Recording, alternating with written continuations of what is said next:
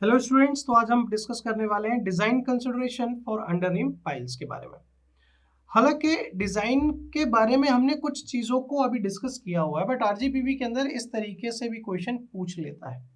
तो आपको सबसे पहले ये पता होना चाहिए कि अगर हमने डिजाइन करनी है और कुछ चीजों के बारे में हमने अभी जो बात की, डायग्राम के अंदर भी देखा, तो वो किसके ऊपर बेस्ड ऑन है, हम कहाँ से इन चीजों को अडॉप्ट करते हैं, ऑप्ट करते हैं। तो सबसे पहली चीज आपको क्या ध्यान रखनी है कि ये जितनी भी चीजें हैं हम कहाँ से लेते हैं, आईएस कोड 292911 से, और उसमें भी कौन से, पार्ट थर्ड में। ठीक है, पार्ट थर्ड 1980। सबसे इंपॉर्टेंट चीज ये तो आपको याद होनी ही चाहिए। ठीक है, अगर हम डिजाइन कंसिडरेशन की बात करें तो जो आप कंक्रीट यूज करते हो अंडर रिम पाइल के अंदर, उस कंक्रीट का जो स्लम होना चाहिए वो 10 से 15 सेंटीमीटर होना चाहिए।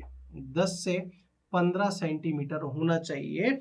जबकि आपका water free unlined bore holes है, water free unlined bore holes है। ठीक है, अगर वहीं पे आप कंक्रीट ट्रिमे से यूज कर रहे हो तो वहां पे जो कंक्रीट यूज होगा, वहां पे जो आपका स्लम्प होगा वही क्या वेरी करेगा, ये 15 से 20 centimetre for the waiter workability. Clear है। अगर आप M15 या फिर M20 कंक्रीट की बात करते हो तो वहां पे मिनिमम सीमेंट कंटेंट जो होगा वो 350 और 400 किलोग्राम पर मीटर क्यूब आप यूज करते हो। क्लियर है। उसके बाद अगर हम और आगे बढ़े तो जो minimum length of under ream pile होती है डीप डिपॉजिट्स में, यहाँ एक्सपेंसिव सॉइल के बारे में बात करें तो वो कितनी होती है, शुड बी कितनी होनी चाहिए, should be 3.5 metre below the ground level.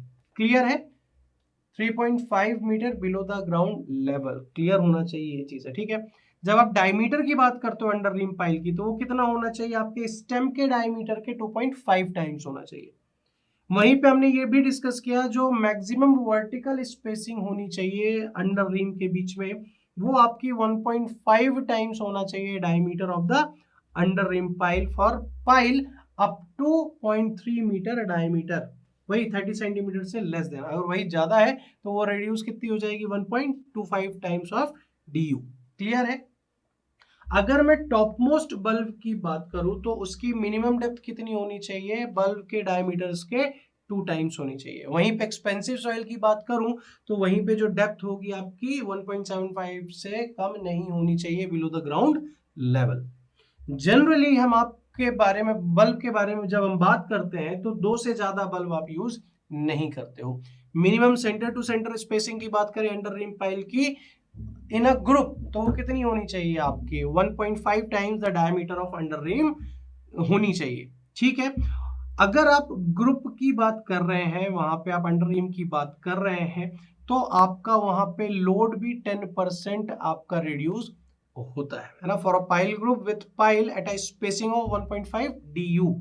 ठीक है, पाइल ग्रुप में भी जो पाइल की स्पेसिंग अगर 1.5 DU कंसिडर कर रहे हो तो वहां पे जो आपका सेफ लोड आप असाइन कर रहे हो पर पाइल, वो आपको 10% कम करके लेना है। ये भी आपको ध्यान रखना चाहिए। अंडर रिम पाइल को डिजाइन करने के लिए 2 कंसिडरेशन होते हैं मेनली। पहला क्या कि पाइल को इम्पोज लोड रजिस्ट करना चाहिए। क्यों, क्योंकि वो जब पाइल आपका impose load as a structural member वो रजिस्ट करेगी, तो वहां पे आपको एक चीज का और ध्यान रखना है कि आपको वहां पे factor of safety, adequate factor of safety का भी यूज करना होएगा। ठीक है, दूसरी चीज, जो भी आपकी सॉइल सपोर्ट करती है पाइल को, वो आपको लोड के अगेंस्ट में विद स्टैंड करनी चाहिए विदाउट एनी शेयर फेलियर और excessive settlement, again with adequate factor of safety. Clear है। तो इन दोनों कंसिडरेशन का, एक इम्पोज लोड का और with stand against share failure और एक्सेसिव सेटलमेंट, इन दोनों चीजों का आपको ध्यान रखना है। तो आई होप आपको आज के इस लेक्चर के अंदर क्या डिजाइन कंसिडरेशन है वो समझ में आए होंगे, जो कि हमने प्रीवियसली भी कुछ ना कुछ पॉइंट्स में डिस्कस किया हुआ है। आज के लिए इतना ही। Thank you very much.